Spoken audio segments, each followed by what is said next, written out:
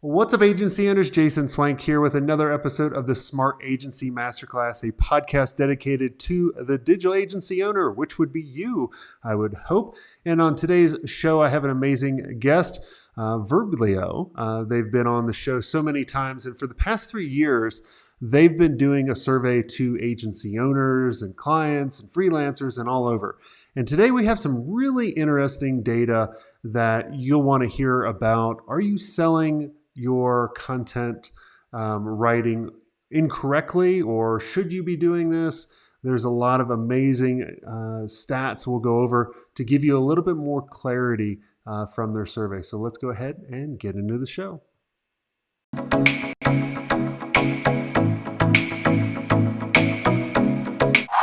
Hey, Ryan, welcome to the show. Thanks for having me. Yeah, excited to have you on. So tell us who you are and what do you do? Yeah, Ryan Sargent. I'm the director of content marketing at Verblio, which means I get the fun job of building content marketing for other content marketers, both at agencies and in other spots. I think some people would say that's a really tough job. I love it. I think it's a fascinating puzzle to solve. Awesome. Well, let's get into it of why people are actually here. So for the past, I think 3 or 4 years, you guys have been doing a pretty big survey and wanted to figure out like what are kind of some of the big takeaways from this year that you've seen, or tell us a little bit about the survey, and then we can jump into it. Yeah, so this is the third time we've done the survey, and we focus on agencies, and we this year we interviewed more than 450 content marketers, most at agencies, also as freelancers and some in-house teams. And this year we expanded the survey quite a bit. We asked more questions than ever and gathered more data than ever. Some really fascinating trends, I think, and some great takeaways for agencies, just in the sense that, first of all, content is profitable. Like 3/4 of the people we talked to said that content is profitable for my agency. And to start right there is like this really clear sign that like content is something that people can pay attention to and work with. Well, I think if an agency's not producing content, I think people think of content as different forms as well, right? Like, all agencies should be, selling strategy, but then not everybody was like, okay, strategy, no one's going to do anything with it. So they need agencies in order to develop some content for them, whether it be writing or, images or video or whatever types of content there are. What were some of the big takeaways that you found from the survey that kind of shocked you? We were able to segment out the agency responses based on the size of agency, like how many employees. And so one of the things that shocked me is that, one, agencies tend to be all in on content or not. So we asked how much of your revenue comes from content, and of the agencies that said most of my revenue comes from content, as in like 75% plus, those agencies tended to be bigger. So big agencies tend to be more all in on content. And then when we looked at what kinds of agencies are doing content, it tends to be either very, very little content or lots of content. When very few agencies said 50% of my revenue is coming from content, it was very much on one extreme or the other. And I think that says to me that people are either kind of discounting content or recognize what a moneymaker can be, recognizing that like this is a core part of my service. And then those agencies that are large are more likely to recognize how important content is. So on the agency side, that was a big takeaway for me.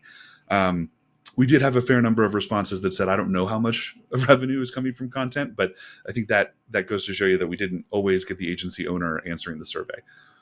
Yeah. Or maybe an uneducated agency owner. There are a few out there on that. What has that changed over the past couple of years of you guys doing the survey? The big change, I think, was around how much content agencies are producing per client. So, for example, in last year's survey, it was like 2/3 were producing fewer than 5 pieces of content per client per month. And now that's dropped, and more we're seeing 10 plus pieces of content per client. And that, so again, I think that like the trend here is when an agency decides to start producing content, they go all in. Like it's time to do it, and it's time to do it right. We also saw that agencies that are producing content are really focused on the bread and butter, blogs, landing pages. Agencies aren't rushing out to go build, say, podcasts, for example, because they're far more time consuming and tougher to prove out. So what kind of content are agencies producing? It's the standard stuff. What other current trends did you see in the survey that you guys did that would help the agency owner listening out? Because obviously, I love that, your survey really kind of dictated going, hey, the bigger agencies are producing more content. The smaller agencies were producing less. Did you guys ask anything about profit in there, or is it just top line revenue? It was mostly top line revenue. The big takeaway, I'd say, that like we asked a lot of questions about how the content gets produced and where are the trouble points, and kind of which pieces of content are performing best. And so, for example, we found out that agencies tend to produce a lot of this content in-house, and when they do outsource the content creation, as it like subcontract it, it's mostly through freelancers. And that the hard part about building that content almost always involves around either industry expertise or client expectations. Whether you're building it in-house or outsourcing the content creation itself, finding writers, for example, that really know the client's industry is hard. And then on top of that, managing client expectations around content, it's not, content is this journey. It's something you got to put in the time on week after week. It's not necessarily a quick fix. And that's not always what the client's expecting when they start working with an agency. Did you guys ask anything in the survey about do they have a niche or a specialization? Or are they targeting a certain group? Or are they targeting everybody? We were nervous about asking too many kind of pointed questions about the agency itself, just because we didn't want to run into people not answering the survey because they didn't want to disclose. So we mostly kept it focused around size, and that's where we had a pretty good distribution. We had agencies that were under 5 people. We had agencies that were 50 plus, pretty evenly distributed across the sample. Okay. What are agencies doing wrong when they're positioning their content or doing content for their clients? Because you also interviewed people on the other side. So was there any interesting things that you saw there? Yeah, I think the one that really stood out to me, especially as someone with most of my background in-house, was that in-house marketers are far more likely to look at conversion stats as a measure of success for content marketing in particular. But agencies are more likely to look at engagement stats. Everybody agrees that just looking at reach isn't good enough. That's not actually measuring your content. But if agencies focused more on the conversion stats, they might find that resonates better with the client, because those in-house teams are really focused on the conversion side. The other one that stood out to me there was that in-house teams are less likely than the agency teams to find content refreshes compelling.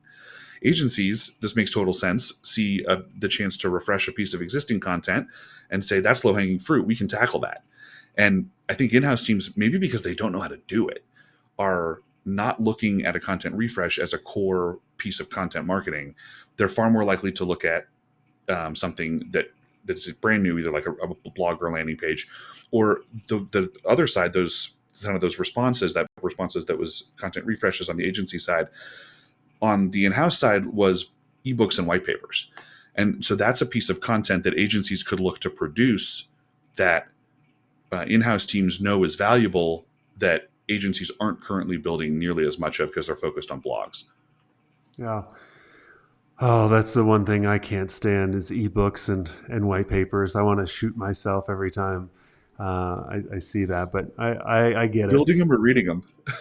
Both. I mean, literally, I'm more of I look at things as, how can we tell a better story that has, the information of an ebook or a white paper, right? Because it's going to draw more people in. And I think actually that kind of goes back to your 2 opportunities that you just brought up that I want to really make sure people don't, pass over, because will help you sell a lot better, is how can you produce content and that produces conversions for them rather than, like you were saying, Yeah. who cares about the reach? Like I literally, when I hear an agency talk about, well, we got you 1 million views. Well, who gives a fuck? Like, I don't care about that. I rather have how many meetings did it set up for me or the client or any of that. And then also too, I like that you said the repurpose, that, client on the client side, they're not really looking at that or they're not thinking of it. And like, how can we repurpose some really good stuff for that client that gets more conversions? I think those are the two pieces of nuggets I want people to, walk away with. And if you're producing ebooks or oh gosh, white papers, I want to shoot you. It, I think that may be that the survey respondents tended to skew like more B2B, where Yes. the hope would at least would be that something like a white paper gains more traction. I don't. I Yeah. just don't like the name. That's all. That like that type of content is great. It's just how you position, and I think that's where I'm Yeah. getting to. Ultimate guide. Yes, right. Like that's so much better. I just it's just those are like burning words. Kind of like when people like, oh, you're a coach. I'm like, no. And agencies even have this when people someone calls them an agency. They're like, no, we're not an agency. It's just right. It's all about positioning. Yeah. Yeah. Exactly. What is there anything else that kind of was a trend or something that stood out that could, help the agency owners listening out? Yeah, we had a lot of folks across kind of all of content marketing say it's getting harder to build successful content. That's not in your head. If you feel like it's harder to rank for something, if you feel like it's harder to get social engagement than it was last year or 2 years ago, you're not lying to yourself. So overwhelmingly, that was part of the survey response. At the same time, overwhelmingly, demand for content is growing. And last year we said, we asked, do you expect to make more money from content in 2022? And do you expect demand for content to grow? Everyone said yes. And now this year, go figure, those results have proven out that demand for content is growing. And so if, I guess the takeaway there is if you're not doing content, now's the time. It's profitable and it's something that continues to grow. So what I was impressed with was that freelancers in particular, 90% said that demand for content is growing. And I think freelancers are very much in the trenches there. I mean, literally the whole gig is building that content. And so if those folks are saying demand is growing, then they're probably on the leading edge of that. Is that why you think if more people are wanting it and more people are doing it, do you think that's the reason why it's harder to get the conversions or to kind of stand out? Yeah, I think there's a sea of sameness there. There's a lot of folks building mediocre content. I think that's definitely part of it. I think also readers are getting pickier. I think we're entering this age of content where folks kind of know to ignore the banner ad. And whereas it was easier to say with a catchy headline alone get a click, now people kind of know to filter some of that out, and your content needs to more accurately address intent, whether that's pure education or whether that's entertainment. And I think the content itself also needs to have a takeaway, provide some value, and that's not always something that that people get right. Yeah. What can the content marketers listening right now, like there's always a balance I look at between, education and entertainment.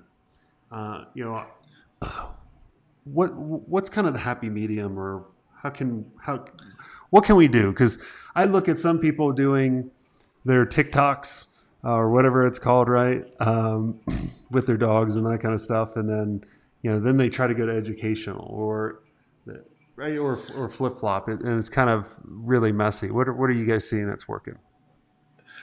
I think that's a spectrum, and getting it right depends on knowing your audience and figuring out kind of what the purpose of the content is. And that's what the example I keep thinking of is when a B2B company that's so focused on education tries to move over to entertainment and struggles. And then they go, well, this was so funny. And it was, but that's not why people come and consume your content. Like you have to either show them that you can do both, or bake it into your brand. And so if the entertainment is something that they expect from your voice and tone, then there's this logical way to incorporate that into your educational content, and vice versa for that matter, right? If for example on TikTok you're providing educational content, but now you're in this entertainment space, there's a natural mix. And so building the content that ultimately speaks directly to the audience is a big one. I also always tend to skew on the educational side. I'd rather risk someone walking away smarter and not laughing than the other way around. But I used to be a teacher, so maybe I'm just biased. You'd be a good teacher. I look at it as I think it's hard to go from educational to funny because people are coming to you, right? Like coming to you to learn something versus I see it the other way. It's easier. Like if you're entertaining and funny, and getting someone's attention, and then you convert that to educating them how they did that, right? I think that's a little bit easier. Yeah. So just think about that. Just be you. Like I beat up my mastermind all the time when they always come to me. I'm like, the best content you can create is a podcast. And they're like, I don't know, how should I be? I'm like, just create it because then you can do all this other stuff. Yeah. And they're like, well, what can we do? Or what can we post on social media? I'm like, just post you. Like don't fake it. Yeah. Well, and everybody wants to consume so much content that the risk of like, this isn't something somebody's going to want, put it out there. And that distribution piece is another piece that Ross Simmons talks about this all the time, right? That distribution is not something we spend nearly enough time on. Yeah. Everybody spends a ton of time creating, but then they don't spend any time promoting, their particular content. And then they treat all the channels the same. Like I remember, I was talking to Gary Vaynerchuk many years ago, and I remember him telling me, he was like, look, like CNN and the Comedy Central, like TV, like there's different types of content. So you got to think about what you post on Instagram is different than you post on LinkedIn. Like if you guys all go, and hopefully everyone's following me on Instagram, Jay Swenk, the letter J. But like all that content is me in the mountains or my dog. Like I hardly ever post any educational stuff there. It's just, that's a lifestyle. But if you looked on LinkedIn, it's all interviews like this and that kind of stuff. Exactly. So treat it different. That's all we're saying. This has been amazing, Ryan. Tell us how do you guys at Verblio, how do you guys provide value to your clients? Like, what do you guys do? Yeah, so Verblio is the world's friendliest content creation platform. We build content, written content, often at scale. So there's really no amount of content that's too big. There's no industry we haven't found a writer for. And so we have specialized writers, and we connect those with clients such as marketing agencies who are producing content and produce great content that gets traffic, gets new site visitors, gets folks doing all the things marketers love to see. Yeah, and you guys do an amazing job. I'm always referring our mastermind members to you. We've used you guys for many, many, many years where we would send the podcast interviews over and you guys would listen to it and then create the show notes or the blog posts from it and all of that. So you guys got a really good system going and really good leadership team. Will Farrell and everybody does it. Paul, I'm just making fun of Paul. If anybody ever goes and meets Paul, he looks just like Will Ferrell. And Steve I hadn't thought about that. I love Steve too. I will say our leadership team is unusually tall, and so you can always find us at conferences and trade shows because we're the folks with. Well, first of all, the Verblio t-shirts, but then also because we tend to be pretty tall. I did not think of myself as a short marketer until I started working on this team. How tall are you? I'm 5'11", but Paul, our head of marketing, is well over 6 feet. Brad, our head of sales, is well over 6 feet. So Steve's not taller than everybody.